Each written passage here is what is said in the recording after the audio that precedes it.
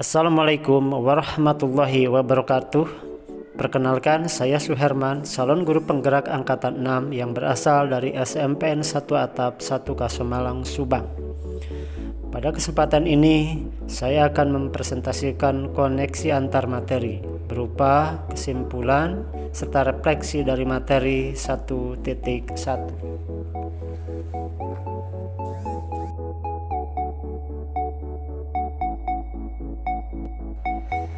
Sebelum memasuki refleksi dan kesimpulan modul 1, saya akan menyampaikan prolog terkait pendidikan yang diungkapkan oleh Ki Hajar Dewantara. Menurut KHD, bahwa pendidikan adalah ibarat petani menanam padi.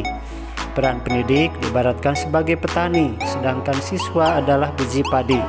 Bila biji padi ditempatkan di tanah yang subur, diberi pupuk yang cukup, pengairan yang cukup, perawatan yang baik, serta sinar matahari yang cukup, maka walaupun biji padi tersebut kurang baik, maka ia akan bisa tumbuh dengan baik.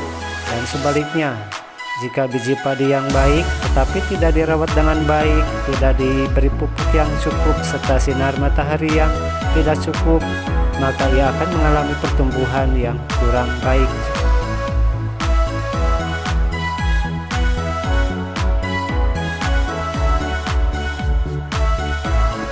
Adapun kesimpulan dan penjelasan pemikiran KHD, yang pertama adalah teologi pendidikan. Teologi yang pertama adalah Ingarso Sungkulodo. Artinya bahwa guru harus menjadikan sosok dirinya sebagai teladan bagi peserta didik. Keteladan di sini meliputi aspek pemikiran, sikap, perilaku, dan moral, baik ketika berada di sekolah, di tengah-tengah siswa, maupun dalam kehidupan sehari-hari di luar sekolah. Keteladanan merupakan energi positif yang terpancar dari guru yang mengarahkan siswa, baik secara sadar maupun tidak sadar, mengikuti atau menirunya. Teologi yang kedua adalah Ingmadia Mangunkarso. Artinya, guru berada di tengah-tengah siswa, menjadikan dirinya sebagai teman dalam membangun keinginan sesuai minat dan bakat yang dimiliki dan dikendaki oleh siswa. Teologi yang ketiga adalah Tuturi Handayani, yakni di belakang memberikan dorongan. Hal ini berarti guru harus mendorong siswa dalam mengembangkan bakat dan minat yang dikendakinya.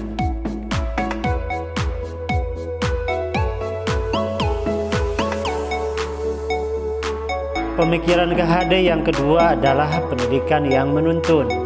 KHD berpendapat bahwa pendidikan merupakan tuntunan terhadap segala kodrat yang dimiliki anak agar ia mampu mencapai keselamatan dan kebahagiaan yang setinggi-tingginya, baik sebagai manusia maupun sebagai anggota masyarakat. Dalam hal ini, pendidik harus dapat menuntun kodrat yang dimiliki oleh siswa. Pendidik tidak boleh menguasai atau memaksakan kehendak yang berlawanan dengan kodrat yang dimiliki siswa.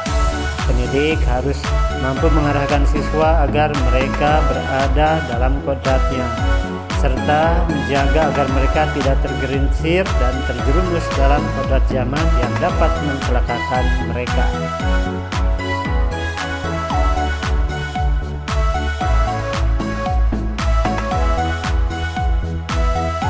Pemikiran KHD yang ketiga adalah membangun karakter siswa sesuai kodrat alam dan kodrat zaman.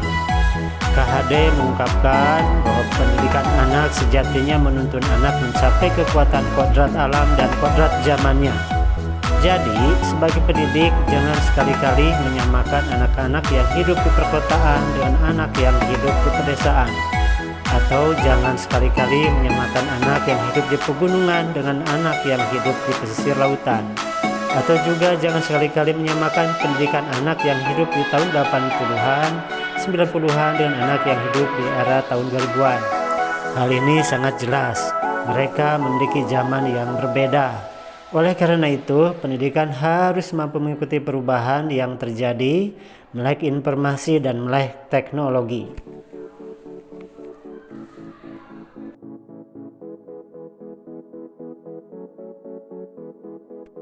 Selanjutnya yang akan saya sampaikan adalah terkait pertanyaan, bagaimanakah pandangan saya tentang siswa dan pembelajaran di kelas sebelum saya mempelajari modul 1.1. Sebelumnya saya menganggap bahwa guru adalah orang yang sebatas mentransfer ilmu kepada siswa. Bagaimana caranya materi yang saya sampaikan bisa diserap atau diterima siswa dengan baik tanpa memperhatikan daya serap siswa, latar belakang siswa, dan kemampuan siswa. Kemudian pandangan yang kedua adalah saya selalu berorientasi pada diri saya sendiri sebagai guru. Dalam proses pembelajaran, saya adalah pusatnya. Dalam hal ini, siswa harus fokus terhadap materi-materi yang saya sampaikan atau saya jelaskan. Dan siswa harus mendengarkan serta mencatat apa yang saya sampaikan tanpa melibatkan keaktifan berpikir dan kehendak mereka. Kemudian yang selanjutnya adalah bahwa saya juga beranggapan bahwa siswa yang berhasil adalah siswa yang memiliki nilai yang bagus, sehingga saya merasa pusing jika ada siswa yang nilainya jelek. Jadi saya hanya mengukur siswa dari nilainya saja. Kemudian pandangan yang keempat adalah saya juga menilai siswa dari proses pengumpulan tugas. Siswa yang baik, siswa yang berhasil adalah siswa yang mengumpulkan tugas dengan tepat waktu.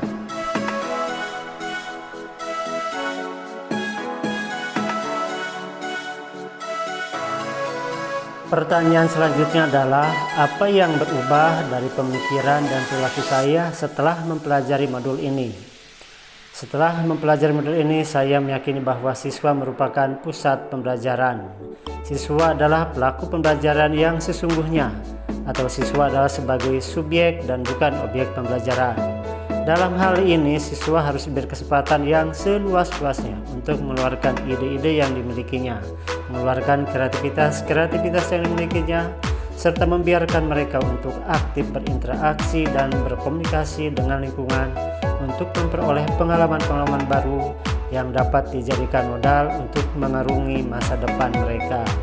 Siswa bukanlah gelas kosong yang bisa dijali dengan berbagai jenis air, tapi dalam diri siswa terdapat berbagai potensi dan bakat yang harus digali oleh guru agar mereka mencapai keselamatan dan kebahagiaan mereka. Selanjutnya, pandangan saya adalah bahwa pembelajaran harus menyenangkan. Dunia anak merupakan dunia permainan. Kehidupan mereka didominasi oleh kegiatan bermain yang membuat mereka berada dalam keriangan atau kebahagiaan. Berdasarkan hal tersebut, dalam proses pembelajaran, guru harus menciptakan suasana pembelajaran yang menyenangkan dan penuh dengan kebahagiaan atau keriangan, sehingga mereka merasa bahagia, santai, tanpa beban dalam proses pembelajaran. Pandangan selanjutnya adalah bahwa guru adalah merupakan penuntun. Dalam hal ini, guru harus memberikan kebebasan kepada siswa untuk menyalurkan semua potensi, bakat, dan minat yang mereka miliki. Guru hanya bertugas menuntun dan memberikan arahan agar siswa tidak kehilangan arah yang dapat mengancam keselamatan dan membahayakan dirinya.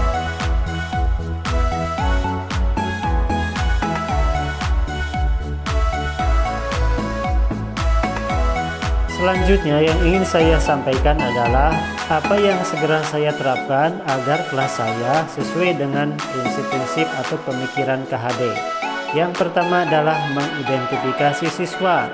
Dalam hal ini saya harus mengidentifikasi apa minat mereka, bakat apa yang dimiliki mereka, dan apa dunia mereka. Hal ini dilakukan untuk memudahkan saya dalam menentukan metode pembelajaran yang diterapkan selama kegiatan belajar mengajar. Langkah yang kedua adalah menerapkan prinsip bahwa guru adalah penuntun. Saya harus selalu berusaha menjadi guru penuntun untuk terus menuntun dan mengarahkan mereka sesuai kodrat alam yang dimilikinya dan kodrat zaman, sehingga diharapkan mereka tidak mengalami kehilangan arah. Langkah yang ketiga adalah merancang pembelajaran yang menyenangkan. Dalam hal ini, pembelajaran harus dirancang dalam kondisi yang menyenangkan. Misalnya, selama pembelajaran menerapkan permainan-permainan, kemudian pembelajaran tidak monoton dilaksanakan di dalam kelas. Bisa saja dilaksanakan di luar kelas, seperti di taman sekolah, di lapang, di perpustakaan, dan lain-lain. Kemudian hal yang ketiga yang akan saya terapkan adalah menerapkan prinsip bahwa siswa adalah pusat pembelajaran. Dalam hal ini, siswa merupakan pusat pembelajaran. Pembelajaran dirancang untuk melibatkan keaktifan seluruh siswa. Biarkan mereka bertukar pikiran, berdiskusi, dan berinteraksi satu sama lain dalam membahas materi pembelajaran. Fasilitasi mereka untuk mengeluarkan ide, pendapat, atau saran-saran selama proses pembelajaran.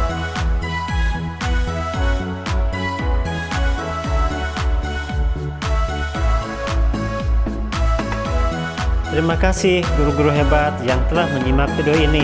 Semoga kita semua menjadi pendidik yang mampu menginspirasi mereka, menjadi teladan mereka, dan menjadi pendidik yang dirindukan oleh mereka. Wassalamualaikum warahmatullahi wabarakatuh.